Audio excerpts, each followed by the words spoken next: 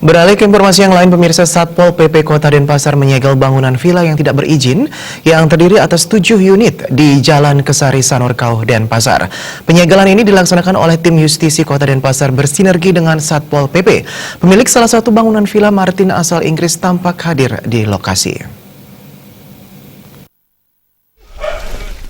Kasatpol PP Denpasar Idewa Anom Sayoga mengatakan, menindaklanjuti surat peringatan yang telah dikirimkan, Satpol PP Kota Denpasar beserta tim justisi melaksanakan penyegelan terhadap usaha bangunan villa tanpa didukung perizinan. Satpol PP menyatakan villa tersebut ditutup dan disegel.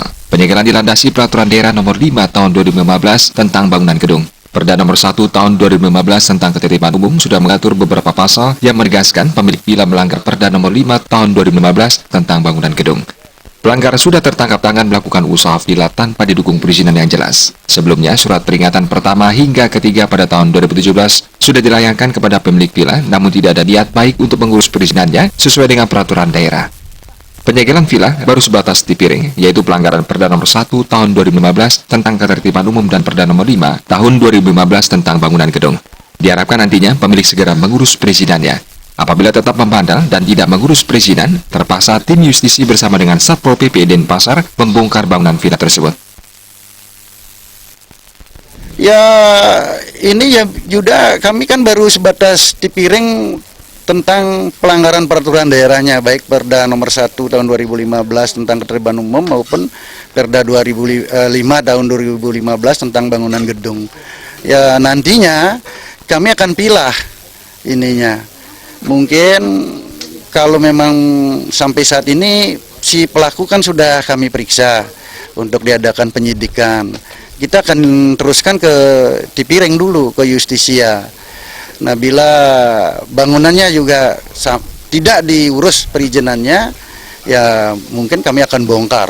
Denpasar kan di samping sebagai daerah tujuan destinasi, juga memiliki keunggulan komparatif ya karena letak geografisnya. Kita sadar kondisi Denpasar yang demikian tentu akan selalu berhadapan dengan kegiatan-kegiatan gangguan ketertiban, pemukiman kumuh, praktek prostitusi terselubung, gelandangan pengemis maupun tekanan terhadap lingkungan, pencemaran. Nah, untuk itu ya kita berharap kepada semua komponen, semua stakeholder ya secara bersama-sama lah untuk memelihara, menciptakan suasana Denpasar yang aman, tertib, bersih, dan nyaman seperti itu.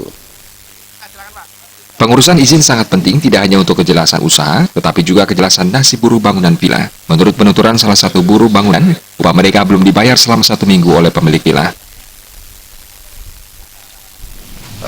Bapak, Ibu, hadirin, mohon izin dan saya yang mencoba mengganggu untuk penyampaian berita acara penyegelan pada hari ini.